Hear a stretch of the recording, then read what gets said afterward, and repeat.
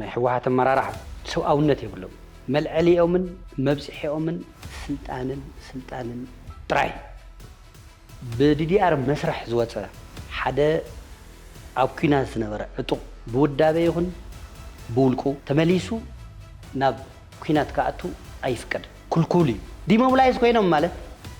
حتى تقرأ يقرفوا ماله تيكون ومقان نصب أنا نسخة ناي بوليتيكا فلا لا يفتير نامصب حتى تقرأي ندرادر معرب تقرأي درادر أنا نسخة درادر أو تفنقلتي تقرأي درادرن سمعنا بريتيريا نام ربع حزب تقرأي كوعلو يكبع ميرو نسلطان كقرارمو حمش تور حملو بريزيدنت يمرطون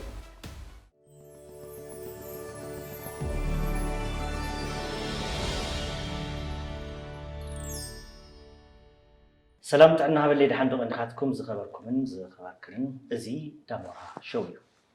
دامورا شو تግራይ አትያቶ ዘላ ከቢድ ሓደጋ ብኸመይ ክንወፅእ ኣለና መን እንታይ ኮንትሪቢዩት ይግበር መን ኣብ ምንታይ ይሳተፍ ኩሉ ትግራዋይ ድምፂ ክህበሉ መድረኽ ኩሎም ተጋሩ ክኸውን ኢልና ዝኸፈትናዮ ሸው እዩ ዳሞራ ሸው ሕዚ ሒዘልኩም ቀሪበ ዘለኹ ጋሻ ኣይተ ተስፋ ዓለም ይሕደጎ ይበሃል ምክትል ኮሚሽነር ብሄራዊ ተሃድሶ ኮሚሽን እዮም ስለዚ ዝበዝሕ ወግዕና ሕዚ ኣብ ትግራይ ዓብይ ኣጀንዳ ብዛዕባ ዘሎ ጉዳይቶም ብኩናት ዝተጎድኡ ጉዳይቶም ኩናት ዝጸልኡ ጉዳይቶም ኣብ ሓደጋ ወዲቖምና ዘለዉ መናእሰይና ናይ ባዕሉ ተሳትፎ ዝገብር DDR ዝብልዎ ነገር ኢና ክንምልከት ዝበዝሕ ወግዕና እውን ኣብዚ ጉዳይ ይክኸውን ምስ ኣይተ ተስፋ ዓለም ይሕደጎ ኣይተ ተስፋ ዓለም ብሽም መላእ ህዝቢ ትግራይ ናብ ስቱድዮ ናብ ምጻኹም ይቀኒልና እሞ ለመቕነ በዚ ለመቕነ ዝግበር ዘሎ ዓብይ ኣጀንዳ ንጀምር ኣብ ኣዋሽ 4 ሓደ ዓብይ ጽብል ተኻይዱ ነይሩ ካብ ኣርሚ 7 ማለት ኣብ ሱዳን ካብ ዘላ ኣርሚ ዝመጹ ናብ ኣስታት 500 ዝኾኑ ኣባላት ሰራዊት ትግራይ ዝተፈላለዩ ምርቃታት ኣካይድኩም ብDDR እውን ከም ዝተሰናበቱ ዝፍለጥ እዩ እዚ ጉዳይ እዚ ኣብ ትግራይ ዘሎ ኩናት ዝናፍቕ ጉጅለ ኣደንጊፅዎ እዩ ዳርጋ ቀልጢፉ መልሲ ዝሃብሉ ኣጀንዳ ተሓሊፉ ዝዓመት እዚ ነዛ ጉዳይ እያ ትምልከትሞ እስኪ እቲ ዝሃብኩምዎ ስልጠና ቶም ካብ ኣርሚ 7 መጽኦም ዝተባሃሉ ተጋደልትና ብኸመይ እዮም መጽኦም ንምንታይ ከእዩ ስልጠና ኣብ ኣዋሽ 40 ኣብ ክልል ዓፋር ዝወሃብ ዘሎ በዚ ኣስክን ጀመር يقدني لي دامرا انقع ترهبنا بقت نفتي حتخاخاتو اب اواش 4 ناي ديموبلايزيشن تغبرا تفصمه وي ديموبلايز زونو تغادلتي زمصلو كاب السودان بستفلالي منغدي بستفلالي كباب غيروم ناب ኢትዮጵያ زاتويم እዚኦም መብዛሕትኦም ናይ ኢትዮጵያ መከላኸሊ ሰራዊት ኣባላት ዝነበሩ ብምኽንያት እቲ ዝነበረ ኩናት ብብሔሮም ምኽንያት ብዝበጽሖም ዝነበረ ዝተፈላለዩ ትንኮሳታት ኣብ ህይወቶም ስግኣት ስለ ዝሓደሮምን ብፍላይ ድማ ኣብ ትግራይ ዝካየድ ዝነበረ ናይ ጽንተት ኩናት መንነቶም ንምኽባርን ካብ ዝነበርዎ ሰላም ናይ ምኽባር ስራሕ ተኣኻኺቦም ብሱዳን ዝተወደቡ ምዃኑ ማንም ትግራዋይ ዝፈልጦ እዩ እዞም ብጾት ክሻብ ስምዕነት ፕሪቶሪያ ኣብ ሱዳን ተወዲቦም ጸኒሖም ብድሕሪኡ እውን ኣለዉ ሕዚ እውን ካብ ኣርሚ 7 መጽኦም ክበሃሉ ከለዉ 500 መጽኦም በር ኩሎም መጽኦም ኣይተባለን ዝመጹሉ ግን ገሊኦም ብሕሞራ ዝመጹ ኣለዉ ብመተማ ዝመጹ ኣለዉ ብዝተፈላለየ ከባቢ ዝመጹ ኣለዉ ትዝመጹሉ ሕድሕድ ቦታታት ብኻሊእ ከባቢ እውን ዝመጹሉ ኣለዉ ትዝመጹሉ ሕድሕድ ከባቢታት ንቀጻሊ ንዝመፁ እንድሕነቶም ንምሕላው ዝርዝር ክንገልጾ ይንኽእል ግን ድማ ካብ ኣርሚ 70 ንሕና ሰላም ተቀቢልና ዲሞቢላይዝድ ኮይና ዲስአርምድ ኮይና በተሐሳስባውን ዲስአርምድ ኮይና ናይ ውልቀና ሰላማዊ ናብራ ክንመርሕ ንደልእና ኢሎም ናብ ኢትዮጵያ ወፃኢ ጉዳይ ሚኒስተር ኣመልኪቶም ናብ ኢትዮጵያ መከላኸሊ ሚኒስተር ኣመልኪቶም ናብ ብሔራዊ ተሃድሶ ኮሚሽን ናብ ትካልና እውን ኣመልኪቶም ብክልቲኦም ትካላት ብፍላይ ድማ ብኢትዮጵያ መከላኸሊ ሚኒስተር እቲ ጉዳይ ብኣግባቡ ክረአ ከም ዘለዎ ሰላም መሪፆም ስለ ዘለው ከነተኣናግዶም ግድን እዩ ስለዚ ክረአ ኣለዎ ዝብል ሓሳብ ቀሪቡ ንሕና እውን ተቀቢልና ናብ ምፅራይ ኣቲና ማለት እዩ እዚኦም ኣባላት TDF ዝነበሩ እዮም ኣፍቶም 274,800 ተባሂሉ ፕሪቶሪያ ድሕሪ ስምምዕነት ፕሪቶሪያ ኣባላት TDF ኣለው ተባሂሎም ዝተመስገቡ እዮም ንመንግስቲ ኢትዮጵያ ንመደራደርቲ ኣብ ስምምዕነት እዋን እቶም ስምምዕነት ዝፈረሙን ናይ TDF ኣመራርሓን ኣብ ሱዳን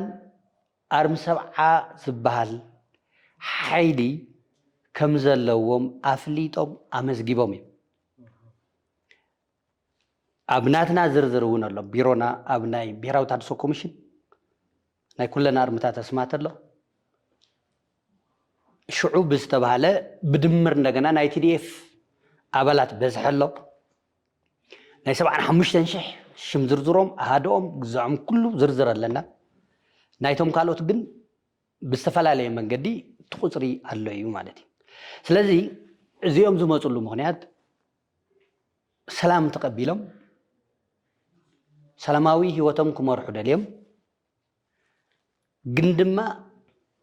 ናይ መጀመርያ ካብ ሰላም መኽበር ሓይሊ ናብ ኣርሚ 70 ተሓዊሶም ስለ ዝነበሩ ብክድዓት ተኸሲሶም ነይሮም እዮም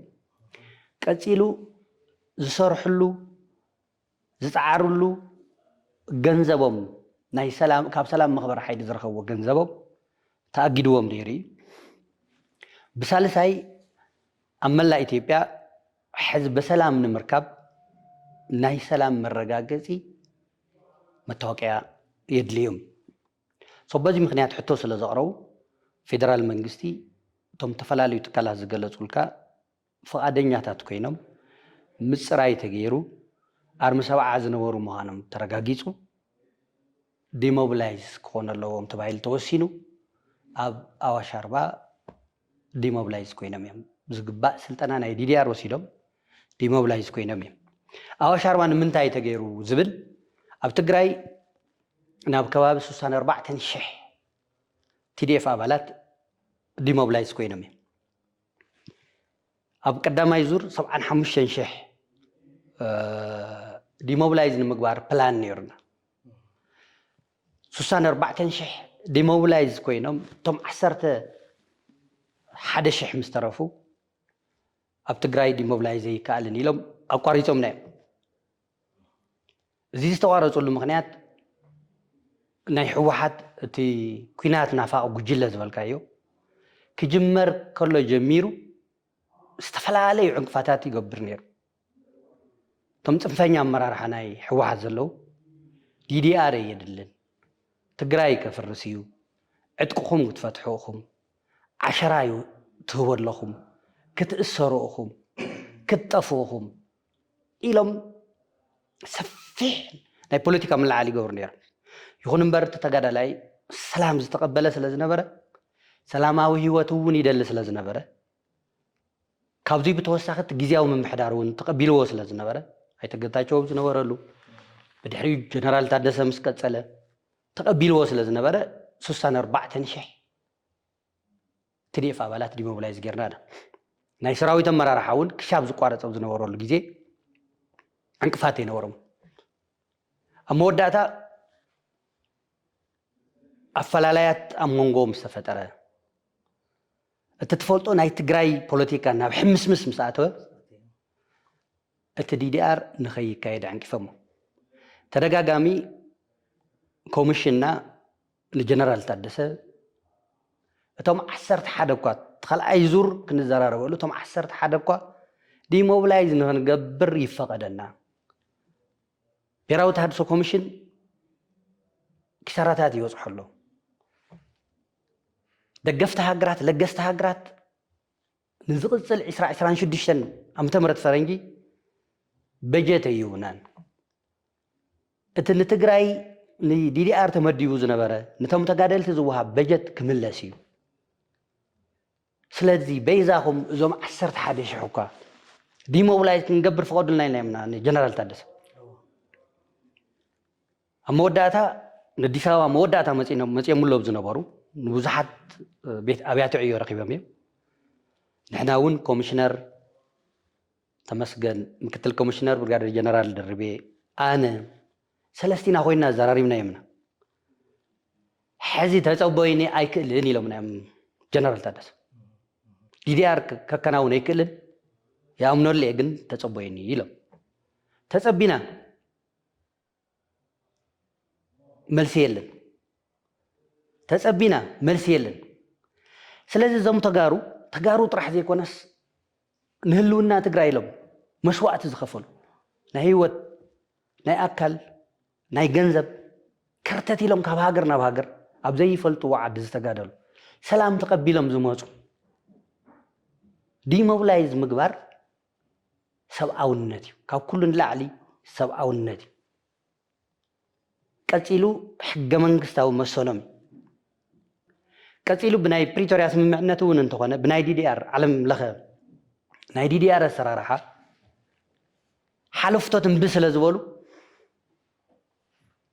ወይ ድማ ፈረምትን ብስለ ዝበሉ ተተዋጋይ ኃይል ዝነበረ አባል DDR ይምልኮቶን ዝብል አሰራርሓ የለንም ናይ ዓለም ለኸ ናይ DDR አሰራርሓ መትከላት መስራሓት ምንባቢ ካል ኣብ ናይ ፕሪቶሪያ ስምምዕነት እውን እንተኾነ እንድሕርዳ ቶም ፈረምተለው ደለው ንስኻ ትፈልጣ فرامي حدا أي تقطعوا وردا ابن يرم أي تقطعوا وردا سلام تقبله إلا ما ديسابا يمزل ساركان جنرال ساركان ديسابا يمزلو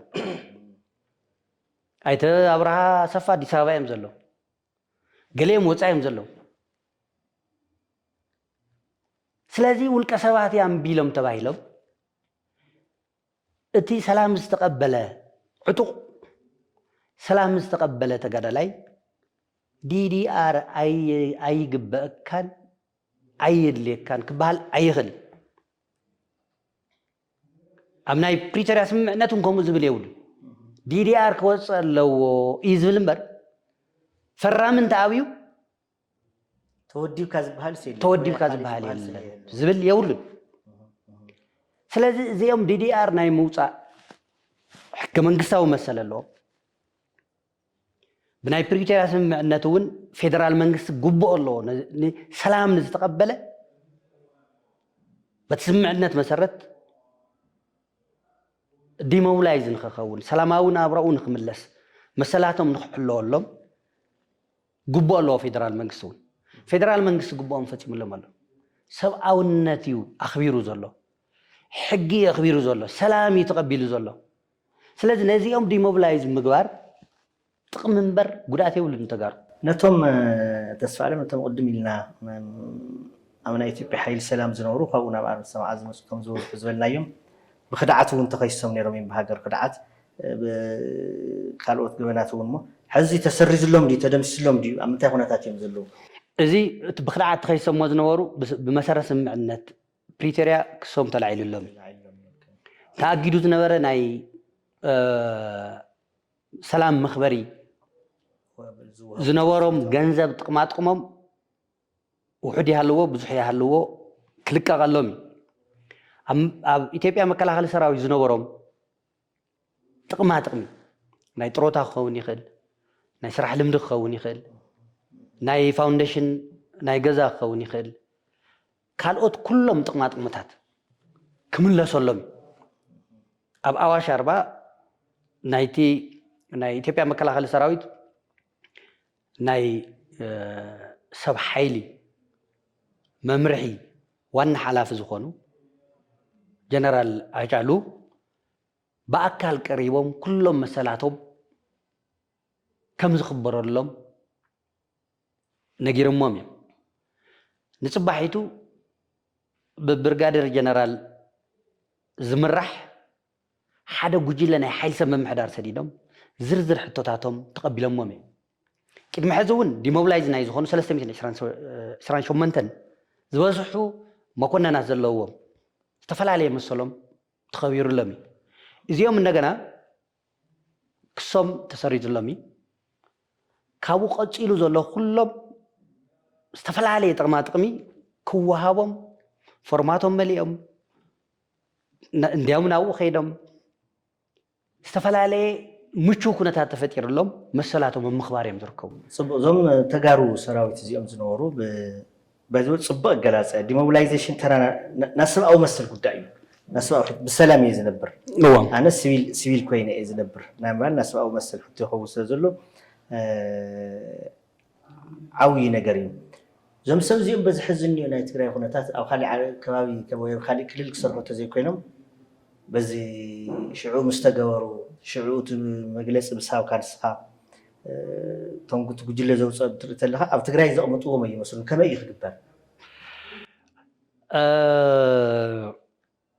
ኣብ ትግራይ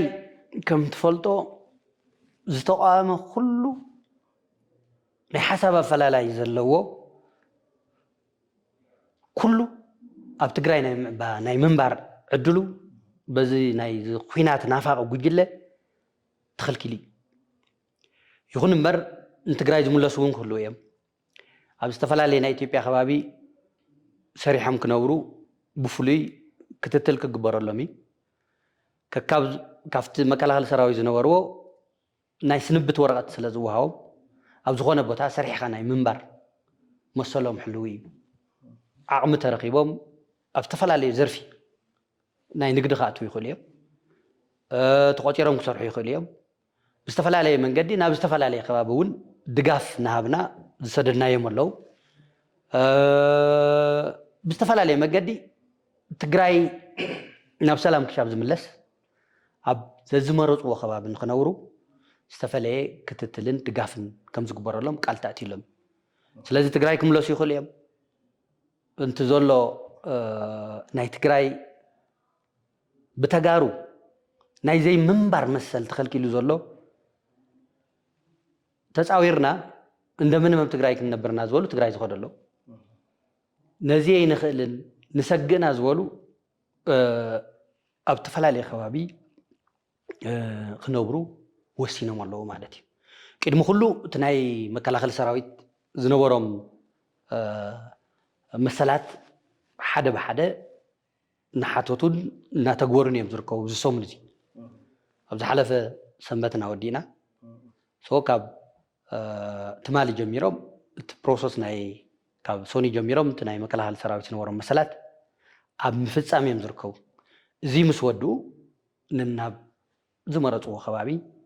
ይዕቅበና ኢና ዝበልዎ ከባቢ ክኸዱ እዮም ማለት እዩ ብስሩ በጠቃላሊ ድሕሪት ሚሊስና ንሪኦ ዘለና 64,000 ብዲሞብላይዝ ጌርና ናብ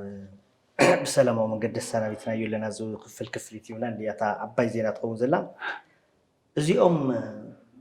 ኣበይ ኣትዮም 64,000 መንእሰይ እንድሕርኦም ኮይንኩ ፅቡቕ ነገር እዩ ሞ ኣበይ እዮም ዘለዉ ክትትል ትገብሩሎም ዶ ኣነቲ ናይ ትግራይ ዘሎ ኩነታት ኩሉ ብዛዕባ ውግእ ይኸውን ስለ ዘሎም ከመይ እዮም ኣብ ምንታይ ክትትል ከም ዘለዉ ትፈልጡ ኢለ እየ እዞም 64,000 ዲሞብላይዝ ክኾኑ ከለዉ ቅድሚ ኩሉ ንትግራይ እንታይ ጥቕሚ ሂቡ ዝብል ምርኣይ ፅቡቕ ይመስለኒ ዳሞራ ነቶም 64,000 ነንውልቆም ንእሽተይ ተቕርሺ ንሕድሕዶም ናብ ሒሳብ ቁጥሮም 9,400 ኣትዩሎም ነናብ ውልቁ ንእሽተይ ተደሚሩ ብትግራይ ደረጃ ክትሪኦ ከለካ ግን 7.5 ቢልዮን ከባቢ ዝመጽእ ናይ 64,7.5 ቢልዮን ከባቢ ዝመጽ 7.5 ቢልዮን ኣብ ናይ ትግራይ ናይ ገንዘብ ዝውውር ናይ ባዕሉ ናይ ኢኮኖሚ ጥቕሚ ኣለዎ እዙይ ጥራሕ ኣይኮነን ከካብ ማእኸል ዝነበርዎ ከካብ ወረድኡ ንመመላለሲ ዝኸውን ልዕሊ 1,150 ኣገር ኣቋራጭ ኣውቶቡሳት ተጠቒምና ናብ መሰልጠኒ ማእኸል ናብ ዓድዋ ዕዳጋ ሐሙስ መለስ ካምፓስ መቐለ ንኸነመላልስ 1,150 ዓበይቲ ኣውቶቡሳት ተጠቒምና እዘን ትራንስፖርት መኻይን እዚአን ናይ ተጋሩ እየን ናይ ባዕሉ ኢኮኖሚ ክምንቅስቓስ ኣሎ ክምለሱ ከለው መሳፈር ንቦምና ነናብ ከባቢኦም መብፅሒ መሳፈር ንቦምና እዞም 64,000 ካብ ዓድዋ ካብ ዕዳጋ ሐሙስ ካብ መቐለ ንናብ ዝደለይዎ ከባቢ ክኸዱ ከለው ትራንስፖርት ይጥቀሙ እዮም ኣስቤዛ ይገብሩ እዮም ኣብ መንገዲ ይሓድሩ እዮም ንስድሮኦም ንደቆም ንቤተሰቦም ንእሽተይ ዋላ ይኹን ክዳን ይገዙ እዮም ክኸዱ ከለው ፍራሽ ኣንሶላ ኮቦርታ ከምኦም ዝበሉ ኣልባሳት ሒዞም ይኸዱ እዮም ቀለብ 3 ወርሒ 2 ወርሒ ዝኾን ሸሚቶም ይኸዱ እዮም እዚ ነቲ ጠቕላላ ምምሕዳራዊ ወፃኢ እዩ ናይ ኣልባሳት ናይ ምግቢ ዝፀንሕሉ ናይ ኩሉ ናብ 1.3 ቢልዮን ብር ወፃኢ ጌርና እዚ ኣብ ትግራይ ኢንቨስት ገይሩ ተደሚሩ ናብ 8-9 ቢልዮን ሃፍትና ሒዝና ኸይድና ንትግራይ ዳርጋ ናይ ሓደ ዓመት ናይ ትግራይ በጀት ኮይኑ ብዙሕ እዩ ንእሽተይ ኣይኮነን ነናውልቂ ንእሽተይ እምበር ትራንዛክሽን ናይ ትግራይ ናብ ዓብይ ነገር የምፅእ እዚ ንትግራይ ዝጠቅም ካብ ኩሉ ላዕሊ ሰላም የረጋግፅ ካብ ኩሉ ላዕሊ ስምዕነት ፕሪቶሪያ ብሂወት ንኽህሉን ኣብ ከይዲ ዘለዎም ፀገማት ብሰላማዊ መንገዲ ፈቲሖም ናብ ሙሉእ ትግበራ ናይ ስምዕነት ፕሪቶሪያ ንኸሰጋግር መእተዊ ይኸውን እዩ እዚ ጥራሕ ዘይኮነ ብጣዕሚ ብዙሓት ከም ትፈልጦ ኣካል ጉድኣት ተጋደልቲ ኣለውዋ ትግራይ ነዞም ኣካል ጉድኣት ተጋደልቲ ከመይ ይሕከሙ ከመይ ይመሃሩ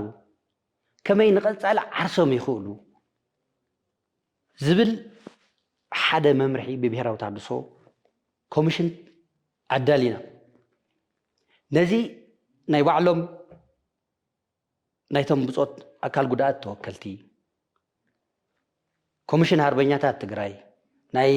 TDF ኣመራርሓ ካብ ግዝያዊ ምምሕዳር ቀሪቦም ርእይቶ ክብሉ ክምዕብል ብድሕሪኡ ፕላን ነውፂና ፕሮጀክታት ቀሪፅና ንሶም ዝሕከሙሉን ዝነብሩሉን ንሶም ንእሽተይ እፎይታ ዝረኽቡሉ መንገዲ ንኽፍጠር ናብ ለገስቲ ሃገራት ከነቕርብ ንኣብነት ናይ ህንዲ መንግስቲ ንብጣዕሚ ብዙሓት ክሕክመልኩም እየ ኢሉ ኤምባሲ ኣብ ኢትዮጵያ ናይ ህንዲ ኤምባሲ ቃላቲልና ነይሩ TDR ስለ ተቋረፀ ተቋሪፁ ንሃና ፕላን እዚ እግረ መንገዱ ነቲ ኢኮኖሚ ዝጠቅም ምንቅስቃስ ጥራሕ ዘይኮነስ ብዘላቕነት ንሶም መንግስቲ ክልል ክገብሮ ዝግብኦ ዞባ ምምሕዳር ክገብሮ ዝግብኦ ከተማ ምምሕዳር ክገብሮ ዝግብኦ ገጠር ምምሕዳር ክገብሮ ዝግብኦ ማሕበረሰብ ክገብሮ ዝግብኦ ዘይመንግስታዊ ትካላት ክገብርዎ ዝግብኦም ማሕበረሰብ ንግዲ ክገብሮ ዝግብኦ ጠቕላላ ማሕበረሰብ ክገብሮ ዝግብኦ እንታይ እዩ ዝብል ፕላን ኣዳሊና ናታቶም ድሌት ኣብ ምንታይ ዘርፊኦም ክቀሳቀሱ ዝኽእሉ ዝብል ድሌት ፅንዓት ኣካይድና ኣብ ከተማታት ኣብ ሰርቪስ ናይ ከተማ ሰርቪስ ክንዋፈርና ዝበሉ ነይሮም ኣብ ደቀቕቲ ንኣሽትን ክንዋፈርና ዝበሉ ነይሮም ኣብ ኮንስትራክሽን ኣብ ማዕድን ክንዋፈርና ዝበሉ ነይሮም ኣብ ሕርሻ ክንዋፈርና ዝበሉ ነይሮም ኣብ በብድሌቶም ኣብ ገጠርን ከተማን ምምስ ከባቢኡ ዘሎ ፀጋ ተዋፊርና ክንሰርሕና ዝበሉ ነይሮም ነዚ ፅንዓት እዚ የለና እሞ ሓደ ብሔራዊ ትልሚ ናይ እግር ምትካል ትልሚ ናይቶም ተጋደልቲ እግር ምትካል ትልሚ ናይ ትግራይ ብሄራዊ ትልሚ ያህሉ ብድሕሪው ምስቲ ዳግመ ህንፀት ናይ ትግራይ ነተኣሳስሮ ዲዲአር ነቲ ዳግመ ህንፀት ነተኣሳሰረ ዳግመ ህንፀት ናይ ትግራይ ትሪፕል አር ዝበሃል እንደገና ናይ ሪከቨሪ ሪኮንስትራክሽን ሪሃብሊቴሽን ዘሎ እንደገና ነቲ ዲዲአር እውን ነቶም እግሪ ዝተኽሉ እውን እናተመጋገበ ንባዕሉ ኣብ ናይ ትግራይ ዳግመ ህንፀት ናይ ባዕሉ ብፅሒት ክፃወት በዚ ፕላን ጌርና ተፈላለየ ምንቅስቃስ ጀሚርና ድዮም ዝኸበርኩም ተመልከትቲና ትከታተልዎ ዘለኹም ዳሞራ ሾው እዩ ዳሞራ ሾው ሓድሽ እውን ስለ ዝኾነ ሳብስክራይብ ሼር ላይክ ክትገብሩ እየ ዝዕድመኩም ዘለኹም ኣብዚ ምሳይ ዘለዎ ዓብዪ ጋሻ ኣይተ ተስፋ ኣለም ይሕደጎ ምክትል ኮሚሽነር ብሄራዊ ተሃድሶ ኮሚሽን ኢትዮጵያ እዮም ቶም ሕዚ ተገሊፆም ዘለዉ ረብሓታት ዲዲአር ንብል ተለና ዋላ ኣነ እኳ ዝነበረና ግምት ስኢልካ ዕጥቂ ምፍታሕ ጥራሕ ነቲ መንእሰይስ ዕጥቂ ፍቲሕካ ክትብትኖ ዓይነት ጌርካ እዮም እቶም ኣብ ትግራይ እናተዋሃቡ ዝፀንሑ ትርጉማት ሕዚ ግን ብጭቡጥ ከመይ እግሪ ክተኽሉ ከም ዘለዎም ክሳብ ናብ ህንዲ ወሲድካ ናብ ሕክምና እውን ዘተታት ይግበረሎም ከም ዝነበረ ብፍላይ ከዓ ነቶም መብዛሕትኦም ኣብቲ ቀዳማይ ዙር ዘለዉ ዞም 75,000 እቶም ውቃዓትን ውግኣትን ግዛኣን ስለ ዝኾኑ ከመይ ቤተሰብ ክምስርቱ ከም ዘለዎም እውን ክሳብ መፅናዕቲ ይገበር ተባሂሉ ዝተኸይደሉ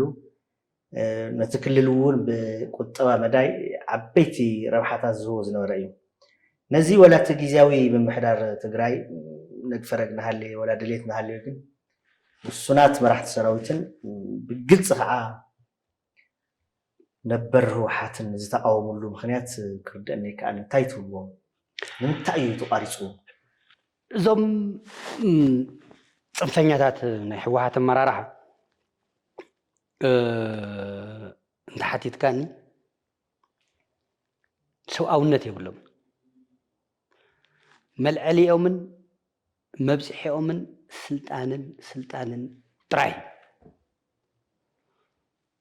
ንኩሉ ነገር በአንጻር እናታቶም ኣብ ስልጣን ምጽናዕን መሊሱ ናብ ስልጣን ምምላስን ጥራይ ምዝሪዎ ካሊእ መርኣይ የብሎም እዙይ ስለ ዝኾነ መንግስቲ ፌደራል ዕጥቅኹም ፈቲሑ ክወስዶ እዩ 26,000 ክላሽ ረክቡ ተባሂልኩም ተባሂሎም ኢሎም ዶክተር ደብረጽዮን በሚዲያ ተዛሪበም እኔ ይወልኩም ንስኻቶም መንግስቲ ፌደራል ሓንቲ ክላሽ ኣይወሰደን ካብ ትግራይ መንግስቲ ፌደራል ሓንቲ ናይ ጉጅለ ዕጥቂ ኣይወሰደን ካብ ትግራይ እቲ መጀመርያ ጀነራል ምግበይ ዘረከብዎ መካናይዝድ ዕጥቅታት ኣሎ ታንኪ መድፍዕ ካልኦት ዝተፈላለዩ ኣብ ናይ መካናይዝድ ፓኬጅ ዝሕቆፍ ናይ ኣየር ሓይሊ ኣየር እውን መከላኸሊ እንተነይሩና ወይ ምሳይ ቁምብላታት ተነይሮም ዝተረከበ ኣሎ ካብዚ ወፃኢ ካብዞም 64,000 ንሰላም ትግራይ ተባሂሉ ሓንቲ ክላሽ ፌደራል መንግስቲ ይወሰደን በዘጋጣሚ ንክቡር ፊልድ ማርሻል ብርሃኑ ጁላ ከመስግኖም ይደሊ ምክንያት ንሶም 26,000 ክላሽ ክትሕደግኻ ከይትኸደኻ እናበሉ እሺ ንናይ ትግራይ ሰላም ዝሕግዝ እንተኮይኑ ዕጥቂ ከይተረከብኩም ቀፅሉ ኢሎም ናይ ሓንቲ ክላሽ ኣይወሰደን እቶም ናይ ኣፍሪካ ሕብረት ተዓዘብቲ ኣለዉ ኣብ ትግራይ ንሶም ኣብ ዘለዉ ንሶም ናይ ቬሪፊኬሽን ቲም ኦብዘርቨርስ እዮም እቲ ናይ መጀመርያ ናይ ዲዲአር ተቀዳማይ ዲ ማለት ዲስኣርማመንት ማለት እዩ ዕጥቂ ምፍታሕ እዩ ሶ ዕጥቂ ተይፈትሑ ንሰላም ተባሂሉ እቲ ዲዲአር እቲ ናይ ዲሞቢላይዜሽን ስራሕ ክስራሕ ቀፂልና ናይ ሪኢንቴግሬሽን ስራሕ ንክንሰርሕ ፌደራል መንግስቲ ምቹው ኩነታት ፈጢሩልና እዩ ኣብ ናትና ስራሕ እየ ዝብለካ ዘለኹ ካልኦት ናይ ፕሪቶሪያ ስምምዕነት ዝምልከት ናይ ባዕሎም ብፅሒት ኣለዎም ዝበዝሕ ዝርዮ ዘለኹ ሕዚ እንቅፋት ናይቲ ፕሪቶሪያ ስምምዕነት እቲ ኩናት ናፋቂ ጽንፈኛ ጉጅለ ሕወሓት ይኹን እምበር ናብ ዝርዝር ምስኣተና ድሓር ንገልጾ ኮይኑ ኣብ ጉዳይ ዲዲኣር ግን ፌደራል መንግስቲ ዝግብኦ ኩሉ ፍርቂ መንገዲ ኸይዱ ንኽፍጸም ንናትና ኮሚሽን ንናይ ዲዲኣር ስራሕ ምቹ ኩነታት ፈጢሩልና እዩ ንኣብነት ብሰንኪ ንሶም ዝገብርዎ ናይ ዳንኬራ ናይ ኩናት ዲፕሎማት ናብ ትግራይ ክኸደ ይፍቀድ ናብ ኣምሓራ እውን ከይኽየዱ ሓደ ግዜ ብወፃኢ ጉዳይ ሚኒስተር መግለፂ ተዋሂቡ ነይሩ ንዲዲኣር ኢልና ንሕና ዝሓተትናዮ ናብ ዓድዋ ተደሊልና ንመቐለ ተደሊና ንዓዲግራት ተደሊና ናብ ዝደለናዮ ኣፍቂድና ኣብ ዝኾነ እዋን ናይ ፖለቲካ ትኩሳት ምንሕና ኣብ ዘለዎ እዋን እውን ብዙሓት ለገስቲ ሃገራት ዝለኣኽዎም ዲፕሎማት ይኹኑ ማሕበረሰብ ናይ ዓለም ለኸ ማሕበረሰብ ኣካላት ዝኾኑ ገበርቲ ሰናያት ሒዝና ኸይድናና ስለዚ ፌደራል መንግስቲ ክገብሮ ዝግባእ ኣብ ናይ ዲዲኣር ጉዳይ ካፍቲ ስምምዕነት እውን ሓሊፉ ምቹው ኩነታት ፈጢሩ እዚ ንፖለቲካ ዘይኮነ ዝተተግበረ እዩ ምክንያት ሓንቲ ዕጥቂ ኣይተወሰደትን ካብዞም 64,000 ጭቡጥ ነገር እዩ እዚ ከምቲ ዝገለጽኩልካ ምስ ስልጣኖም ስለ ዘተሓሕዝዎ ግን ንሶም ዘይፈቐዱሉ ድሕሪ ሕዚ ክርስትና እውን ንሶም ከይፈቐዱ ኣይግበርን ክብለ ቀብሪ እውን ንሶም ዘይፈቐዱሉ ይቕበርን ክብለ ካልኦት ኩሉ ነገር ከልክልዮም ኢና ኣብ ትግራይ ንኣብነት እዞም 500 ዝበልካ እዮም ኣበዮም ዲሞብላይዝ ክኾኑ መሰሎም እዩ ናብ ሰማይ ክንወስዶም ዓዶም እዩ መሬት ኩዒት ናብ መሬት ክነእትዎም እዚኦም 500 ተጋደልቲ መፂኦም ዝኩሉ ዓመት ከርተት ኢሎም ተጋዲሎም ንትግራይ እስክንቋዕ ረኸቡ ኢልካ እኳ ሸለለ ይበሃል እዚኦም ቤተሰቦም ከተጋርዮም ካፍተን ዝረኽብዎን መቒሎም ንትግራይ ኮይም ክሰዱ ካፍቶም ዝረኽብዎን ንዓርኮም ትግራዋይ ኮይም ክሕግዙ ንእሽተይ ዋላ ትኹን ሓንቲ ለይቲ ዋላ ድራር ትኹን ነዚ ጽቡቕ ተግባር እዙይ ጽቡቕ ዘየድልዮም ሰብኣውነት ዘይብሎም ንኩሉ ዝተቃወመ ሽማሽም እናሃው ትግራይ ዝበቶን እዮም ኣነ ሕዚ ኣብዚ ዲዲኣር ንምንታይ ከምኡ ገይሮም ዝብል ናይ ምንም ሓድሽ ነገር የብሉ ምክንያት ሕዚ ምስኣ ግን ሕዚ ለምኡነ ድማ ሓድሽ ተርእዮታት ንርኢ ኣለና ኣብ ትግራይ እንታይ እታ ፅምዶ ትበሃል ምስ ሻዕብያ ተፈጢራ ዘላ ኩላ ሻዕብያ እዞም ዘሎም ድሓርታይ ሓድሽ እንትንሎም እቶም ዲዲኣር ወሲዶም ቅርሺ ወሲዶም መቸም ብንእሽተይ ነገር ኣብ ሰላማዊ ሂወቶም ኣትዮም ዝነበሩ ተጋደልቲ እውን እቶም ውግኣት እውን በቃ ወላ ዲዲኣር ውሰዱ ተመለሱ ናብ ሰራዊትኩም ይብልዎም ኣለዉ እዚ ብሕጊ ዲዲኣር ብመሰረት ውዕል ፕሪቶርያ ዝፍቀድ እዩ ኮይኑ እንታይ እዩ ዘሎ ዓለም ለኸ ተመክሮ ብዲዲኣር መስርሕ ዝወፀ ሓደ ኣብ ኩናት ዝነበረ ዕጡቕ ብውዳበ ይኹን ብውልቁ ተመሊሱ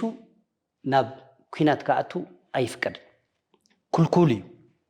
ብናይ ዲዲኣር ዓለም ለኸ ኣሰራርሓ እንኮላይ ብስምምዕነት ፕሪቶርያ እዚ ምስ ናይ ትግራይ ግዜያዊ መንግስቲ ምስ ናይ ትግራይ ፀጥታ ኣመራርሓ ብዝርዝር ተማይጥና ኣለና ኣብ ዝሓለፈ ቅድም ኢሉ ኣብቲ ኮርን ልዕሊ ኮርን ዝብል ውሳነ ብጥሪ 15 ዘካየድዎ ዝተሳተፉ ውልቀ ሰባት ነይሩ ብሽምሽም ዝርዝር ተተሓዙ ናብ ኣሃዶም ተመለሱ ውልቀ ሰባት እውን ነይሩ ነውሪኡ ይግበርን ከይምለሱ ንሕዚ ምንም ንብሎ ነገር የለን ኢልና እዮም ኢንፋክት ምስ ፌደራል መንግስቲ እውን ተዘራሪብና ማለት እዩ ጀነራል ታደሰ እውን ያው ብስሕተት እዩ ገሊኦም ብስምዒት ገሊኦም ተይፈለጡ ገሊኦም ኣሃዶም ክጥይቁ ዝኸዱ እዮም ኢሎም ስለ ዘቕረቡ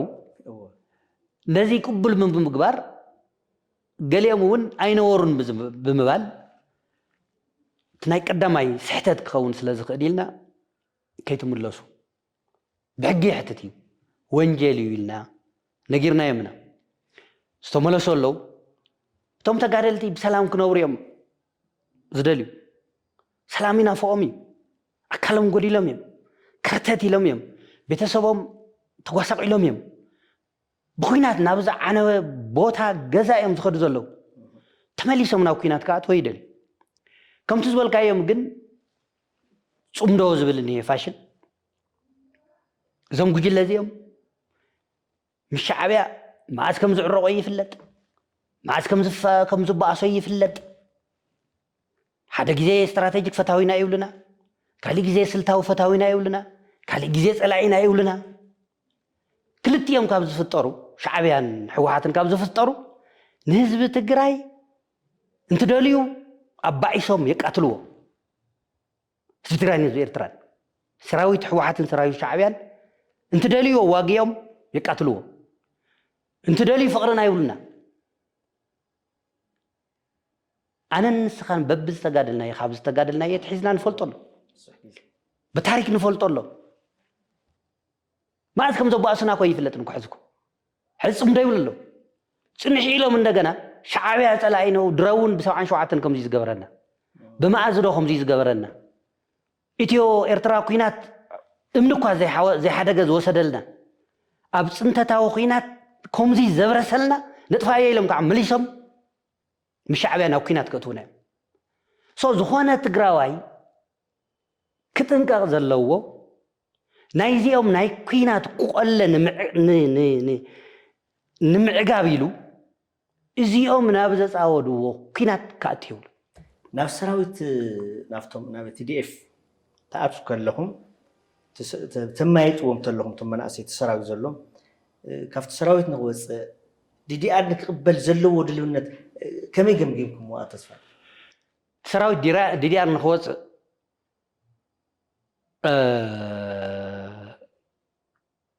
كمت أن العلي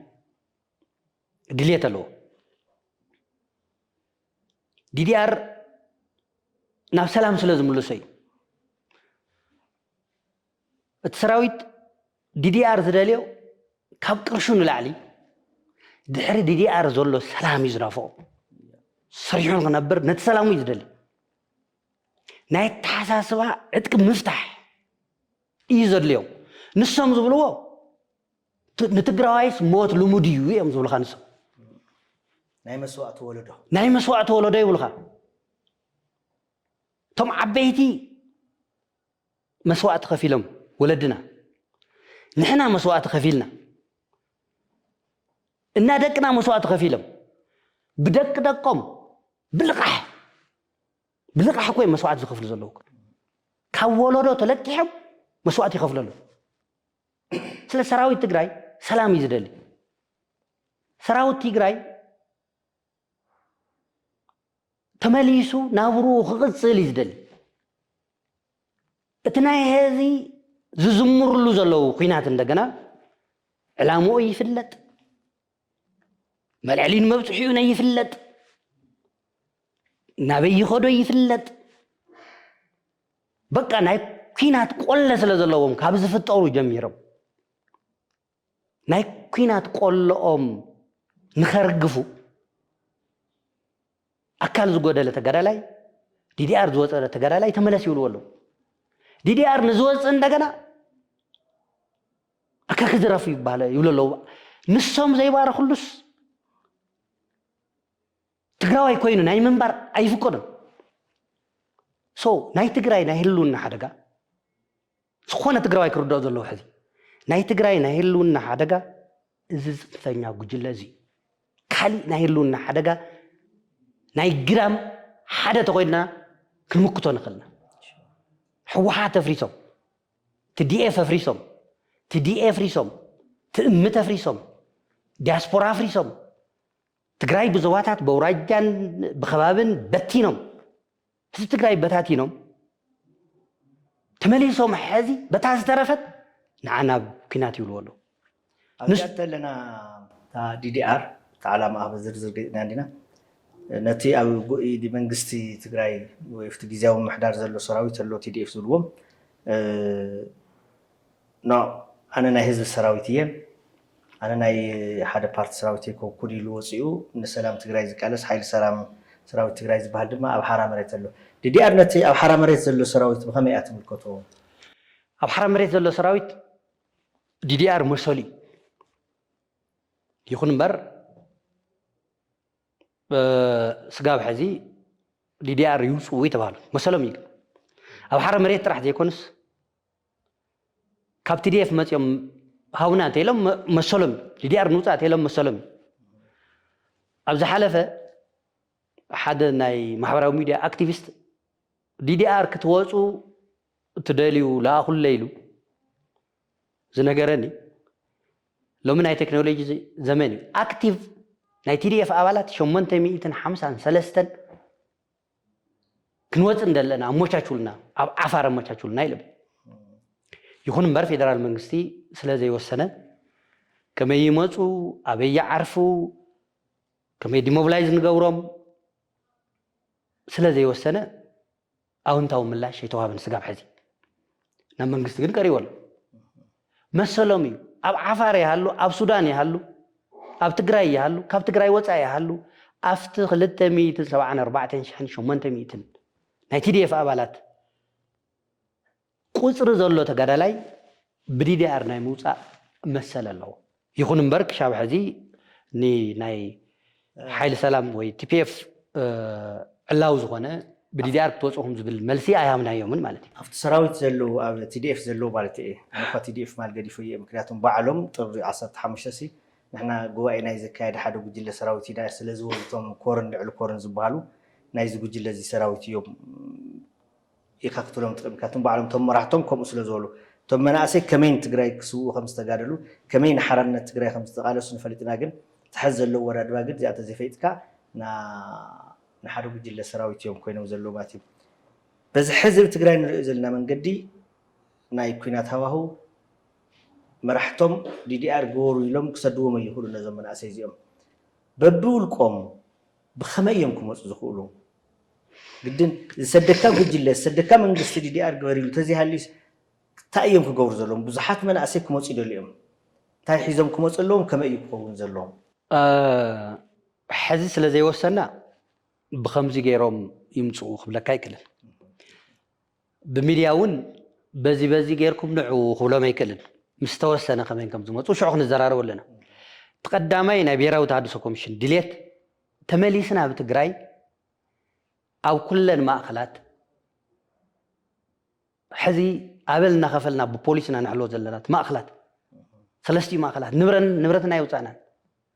كل مسارحنا دي دي ار افتن مأخلات يزلو تمليسنا بسلامة ومن قدي أب تجراي دي دي ار كنكايدي ديلينا كم بهراوي تحدث كوميشن إذا ناب سلام نخملسو سلاماو بزخنا من قدي كتكبر نتدي دي ار زصبزلو سراويت دي ار كوص اتترافه نناي تግራይ نبراو خنታት بግምት ዘተወ ريفورم تغيرو نتግራይ ዝምጥን ናይ አድማ ምክልኻል ሓይሊ نتግራይ ዝምጥን ናይ ፖሊስ ሓይሊ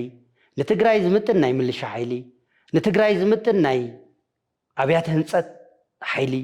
نتግራይ ዝምጥን ካሊ ናይ ጸጥታ ሓይሊ ኣብ ቦርደር ዝርከብ ብሱዳን ቦርደር በኤርትራ ቦርደር ዝርከብ ስለዝኾነ ነዚ ተሓሳብ ዝገበረ ነቲ ዝነበሮ ናይ ዝሓለፈ ስጋቱን ኣብ ግምት ዘእተወ ናይ ጸጥታ መሓውርን ኣወዳድባን ንኽህሉ يسرع حيلنا يمنا وزي خجبر زقبو زتمتنا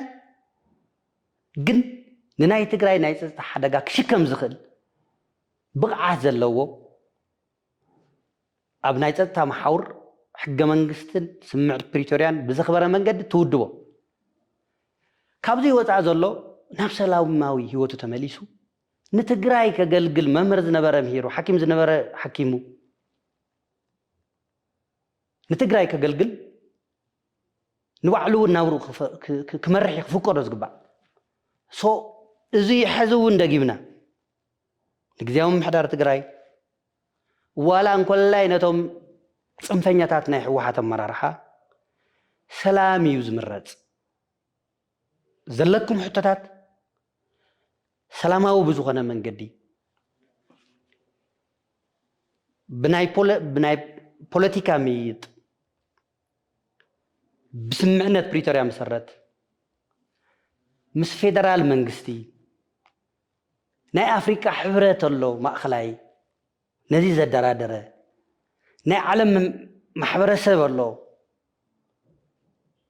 مسرتها وتقمتها تزبط تقراي بسلامة ومنقدي كتخبرو سعرو زبلي زلنا توم مساهم زلو ناي أفريقيا حبرة توكلتي نتي ديس أرمامنت زريو أما قال زنورو توم عنتو زجرس كان قال حس تخونتات كمي كم زلو يفلطوا إيهم تايولو تايتوقع مسوم دوم ديو من كم زعنك زلو بدنبير دومي نسو من يعنك فلو بدنبير دومي حزون مقالة كويم زلو نسو يصبو يمزلو حزون مقالة يمزلو من كم زعنك زلو يردومي كشاب زقربا كلهم دناي وعلم حتى الله ومنا نبلنيرنا حداك نقرا كاز دلي العلين العلاهان بفلاي دما العلي تصنفنيا غجله زوم تغادلت بمولهم حتى تغرايم زور مخنيات كغادلو كلو كوز اللو نحنا عتقي نفتح زلنا نحنا ديموبلايز نقبر زلنا كل نجر بسلامكم دايل نمبر تفناقلتنا يمملاس استورر مريت تግራይ ናቦቱ ናይ ምምላስ ናይ ትግራይ ምምሕዳራዊ ወሰን ምኽባር ኢኮኖሚያዊ ሕቶ ናይ ትግራይ ማሕበራዊ ሕቶ ናይ ትግራይ ፍትሒ ናይ ትግራይ ኣብ ኩሉ መድረኻት እዮም ዘቕርቡ እዞም ኣዋሽ ኣርባ ኣብ ዝሓለፈ ሰሙን ዝሰልጠኑ ካብ ኣርቢ ሰብዓ ዝመፁ ኩሉ ሕቶታቶም ትዮም ናፀረፍዎም ናረዩ ማሕበራዊ ሚድያ كل حطهم قد حطوا تقرأي نيرو حطوا من الند نيرو حطوا تفانقلت نيرو حطوا أب تقرأي بس زلوا سبع أو قدعات نيرو حطوا إيكونومي نيرو حطوا بوليتيكا تقرأي نيرو بمخانون ناي فيدرال منغستي توكالي بقتا حتوم ناوخا قربو مينستر دكتور ابراهيم بلاي صوعنا لهمنا تحتوم حدا كم تقراوي كلاي ناي فيدرال منغستي بعد سلطان كم مخانم تقداي زملكتهم كم مخانم بقتا تحطوتات كله قريب لهم بدفرات يوم زنقول عزيهم لتحطوتاتهم ملعيلهم سو زيهم ديموبلايز كوينهم مالت حتى تقرأي يقرفوا مالتي يكون ديموبلايز كوينهم مالت حتى تقرأي يقرفوا مالتي يكون ومقان نصب أنا نسخة ناي بوليتيكا فلا لا يفتير نامصب حتى تقرأي ندرادر معرف تقرأي درادرن أنا نسخة درادر أو تفنقلتي تقرأي درادرن نسخة درادرن أفلا لاينا ناي سلاماو بوزخنا منقدي سقام موداتها نخيد حطنا بخركر بحقي كملاس نقبر نامنة قزعتاوي حدنا تقرايا بزبال برقز حانتها قريا زلا قن من محدارا وسنا تقراي بزملكت حزب معراب زلوه هناتات بزملكت انتواسينا بسمعنا بريتوريا بحق منقسي فتح يزل بحق منقسي فتح مالت نابز نورخ من اللي سلوه مالت بحق منقسي إثيوبيا معراب تقراي بحق منقسي تقراي معراب تقراي بحق منقسي محرا معراب تقراي بتي بإثيوبيا منستروش مكربيت زوزة دنبي ممحادر دنبي ناقزياو ممحادر تقراي نسمعنا بريتوريا حق منقسي تقراي حق منقسي فيدرال أفلوتو زبي إذا يوم كم ماسرجة حزنا كبر تقلاي منستر أبي بتي زوج أخمو حقي تجزأ أخذ كون لكم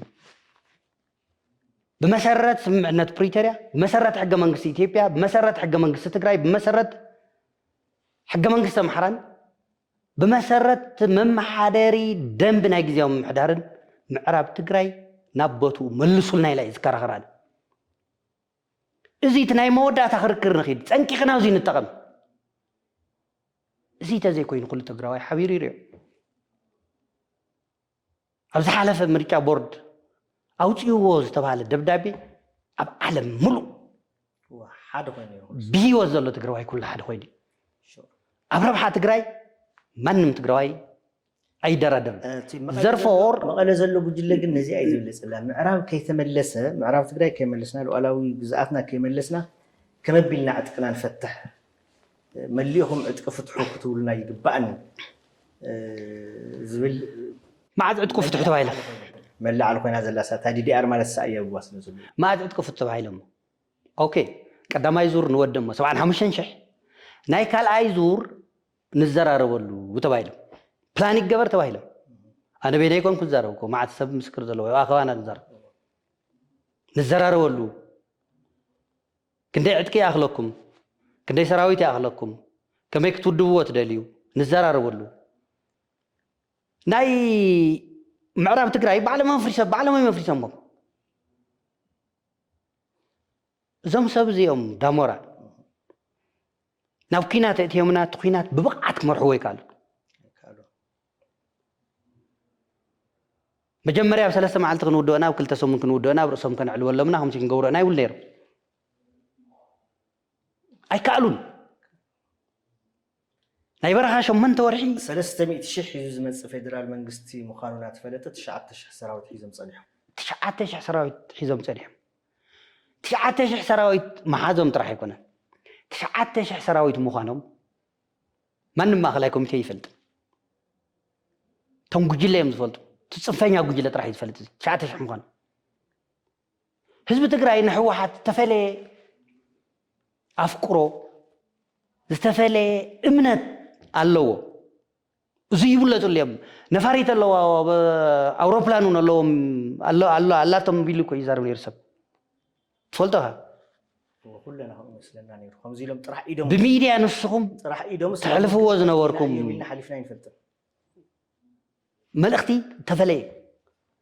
ፈሪሱ ተመክሮ ይወሰዱን ምዕራብ ትግራይ ሽዑ ከይወስዱና ናብ ደብረ ብርሃን መፅኦም ናይ ኣዲስ ኣበባ ስልጣን ተራእይዎም ማለት ሕሰቦ 700 ኪሎ ሜትር ምንሰሓብ ማለት ሕሰቦ ክንደይ ነገር ከም ዘጋጥም ናብ ዝርዝር ይኣቱን ተመሊስና 7 ወርሒ ተቐሚጥናና ብዘይ ኩናት 4 ናይ ፅዕነት ኣውሮፕላን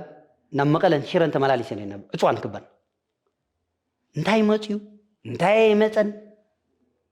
እንታይ ጎዲሉ እንታይ ጎደለን ይኮነን ይማየጡ ነይሮም ንቐፃሊ ስልጣን መን ይቐፅል ጉባኤ መስተኻየደ መነቦ ወንበር ይኸውን መን ምክትል ይኸውን መን እንታይ ይኸውን እዮም ይርዩ ነይሮም ናይ መወዳእታ ኮይናት ተገይሩ መጨረሻ ዝኾነ ትፈልጠኻ ውዕል ፕሪቶሪያ ስምምዕነት ፕሪቶሪያ ተፈሪሙ ስምምዕነት ፕሪቶሪያ ናብ ረብሓ ህዝቢ ትግራይ ከውዕልዎ ይግባእ ነይሩ ንስልጣን ክቀዳደሙ 5 ወርሒ ሙሉእ ፕሬዚደንት ከይመረፁ 5 ወርሒ ሙሉእ ፕሬዚደንት ኣይመረፁን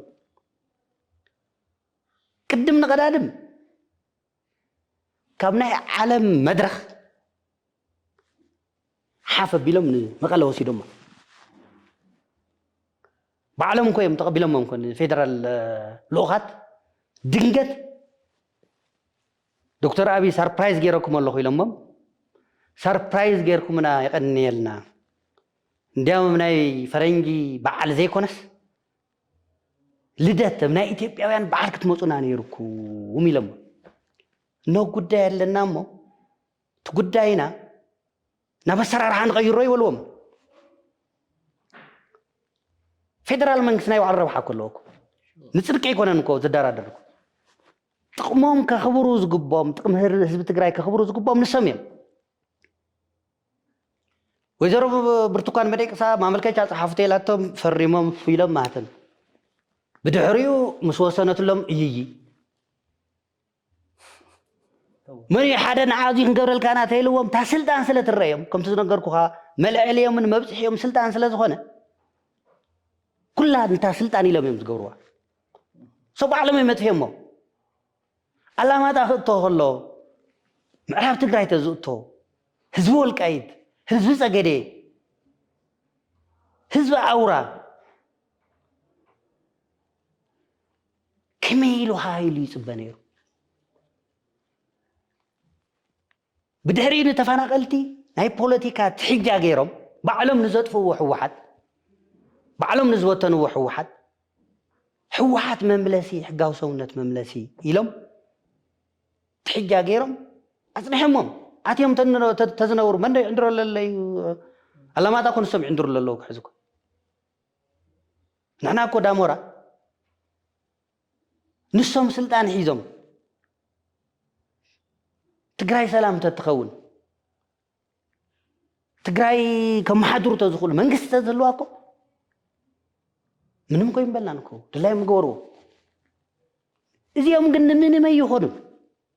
ምንም አይሆንም እዚያም ያደገ ፍሪሶም ትግራይ መጽዮም ትግራይ ፍሪሶም ህወሓት ፍሪሶም ትግራይ ፍሪሶም እዚያም መሪሖም ዘዕውትዎ ኩናት አይኮነን መሪሖም ዘዕውትዎ ጡዑይ ናይ ቀብር ስነ ስርዓት የለን ጉዳይ ዲዲአር ሕዚ ኣብ ትግራይና ወይ መሳኻት ምስ ፌደራል ምስ ተሓዘ ኣብ ምንታይ ኩነታት ኢና ነና ሕዚ ዲዲአር ኣብ ምንታይ በፅሕና ኣለና ኣብ ኢዶም ያ ዘላ ሕዚ እውን ኣብ ኢዶም ያ ዘላ ዲዲአር ንኽንቅፅል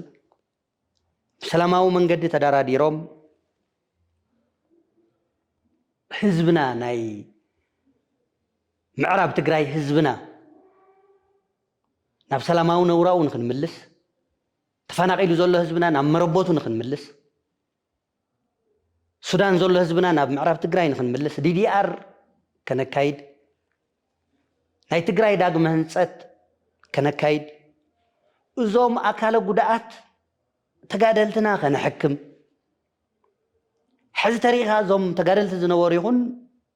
ዘይነበሩ ኣክቲቪስት ቆልዑ እናዘሩ ሓመድ ደፈጫም ወፂኦም ክንደይ ይጥውሩ ኣለዉ ክንደይ ኣካል ጉድኣት ተጋደልቲ ይጥውሩ ኣለዉ ሓደ ክልተ ይኹኑ ዋላ ናብ ሕክምና ክንደይ ይሰዱ ኣለዉ ኣብ ኢድ እዞም መናእስያት እዚኦም ኮይኦም ወዲቖም እኒሄው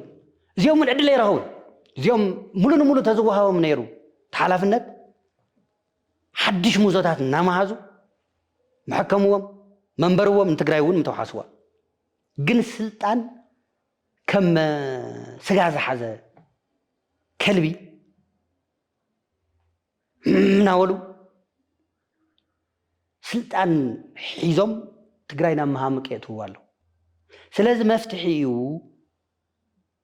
ሰላማዊ ብዝኾነ መንገዲ ድርድር ብምክያድ ኩሎም ሕቶታትና ክምለሱ ምፅዓሪ ናይ ሓቂ ተዝኸውን እኮ 75,000 ጥራሕ እኮ ይወፂእኮ እቶም 10,000 እኮ በብወረዱ ዘለዉ እኮ ተወሰነ እዮም ሰራዊት ተልዮም ትዝበዝሕ ሰራዊት እንተኣሚኑሎም ምስኦም እዩ ዘሎ ትዝበዝሕ ትዴፍ ኣባል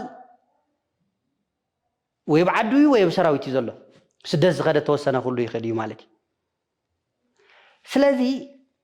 ብሰላማዊ መንገዲ ኸይዶም ክፈትሕዎ እናኸኣሉ ባዕሎም ብዝፍፅምዎ ጉጉይ ስልሒት በብእዋኑ ብዝፍፅምዎ ጉጉይ ስልሒት እዮም ናውደቁና ዝኸዱ ዘለዉ እዚ ግን ብሄራዊ ተሃድሶ ኮሚሽን ብሄራዊ ተሃድሶ እወ ዳግም ዲዲአር ጠጠው ኢሉ ዘሎ ብሰንኪ ናይ ትግራይ ምምሕዳር ብሰንኪ ናይ ትግራይ ጀነራል ጠጠው ኢሉ ዘሎ ጉዳይ ዲዲአር ንምጅማር ድልው ድዩ ዘሎ ድልው እዩ ከስተኻኽልዎ ዝግባእ ቅድመ ኩነት ዝፀሓፍናሎም ኣለዉ 7-8 ነጥብታት ዝኮኑ ንኣብነት ዲዲአር ዝወፁ ተጋደልቲ ናብ ሰራዊት ተመለሱ ይትበሉ ካልኣይ ዝተመለሱ ናብ ቦታኦም መልስዎም ናይ ኩናት መግለፅታት ይተሃቡ እቶም ቅድሚ ሕዚ ዝነበሩ ዝተሰማማዕናሎም بديدي أرب قداماي زور كوصو لا أخلنا ناي كوينات دانكيرا يتروفكم تجيزي أو محدار نتوم ناي كوينات دانكيرا زوقعو أقسلنا عيلنا دبدا بيت حفنا زي بستسخاخللو صباح تتقوي عبنا زي أسخاخيلا ممكن كد نخلنا زي أو محدار تتقوينا سلذي حزونا بإيدهم يعني نحنا نبريتريانا تسجينا يامبر بيراو تهدسو كوميشن نبريتريا تسجين وهم جا غير يحلوا اللمبر نبريتريا زفرس نغير يغبر بوتي يمصا تግራዋይ بوتي يمصا አባል TDF ስነበሪ ስለዚህ እታ ናይ ፕሪቶሪያ ስምምዕነት ንኸይትብተኽ እዩ ፃዕሪ ዝገብር ዘሎ ብሄራዊ ተሃድሶ ኮሚሽን ኣብ ኣዋሽ ኣርባ ዲሞብላይዝ ክንገብር ከለና ንለገስቲ ሃገራት ተጋሩ እዮም ኣብ ትግራይ ተወሰነ ፀገማት ስለ ዘጋጠመና ሕዚ ኣብ ኣዋሽ ኣርባ ብልቓሕ ኢና ዲሞብላይዝ ጌርና ዘለና ዝሮ ግን ናይ ትግራይ እና ንብሎም ዘለና ፈረንጂ ከይምለስ ዋላ ንእሽተይ ትኹን 90,000 ቤዛሁም ሃዎም ተጠቆሙላ ንትግራይ ኢሉ ናቶም ዋጎተ ንሰሞይ ንትግራይ ትመጽን ኢሎም እዮም ዝብሉ ዘሎ እዛ ነገር እዚኣ ከይትጽልምት ትብቐጥታ ዝምልከቶ መሰለ እዩ ዝብል ትሰራዊት ባዕሉ እንታይ ክገብር መልእኽቲ ትሓልፍ ሰራዊት ንኹናት ይኽብል ኣሎ ሰራዊት መጀመሪያ በሰላማዊ መንገዲ ጉዳይና ሕቶና ጸንቂቅና ንወድ ይኽብል ኣሎ ሰራዊት ምትይሉ ዝገብሮ ነገር የለ ሶና በሰላምና ክንመጽ ስለ ናይ ሰላም ድርድር ይገበር ናትና ስራሕ ነዊሕት ናይ ካሊ ፕሪቶሪያ ስምምዕነት ዝጽበ ይኮን በቀጣ ክንጅምር ንኽእልና ተንቅድመ ኩነት ከማልወን ዝግባእ ከስተኻኽልወን ዝግባእ 7 ነጥብታት ብኮሚሽንና ዝተፅሓፉ ናብ ጊዜያዊ ምሕዳር ተስተኻኺሎም ፅባሕ ክንከይድ ንኽእልና ክንጅምሮ ንኽእልና ግን ቀዳማይ ኣነ ዝመርጾ ሰላማዊ ብዝኾነ መንገዲ እምብልና ብሰላም ወዱ ብሰላም ጸንቂኩም ሰላም ተጠቐሙ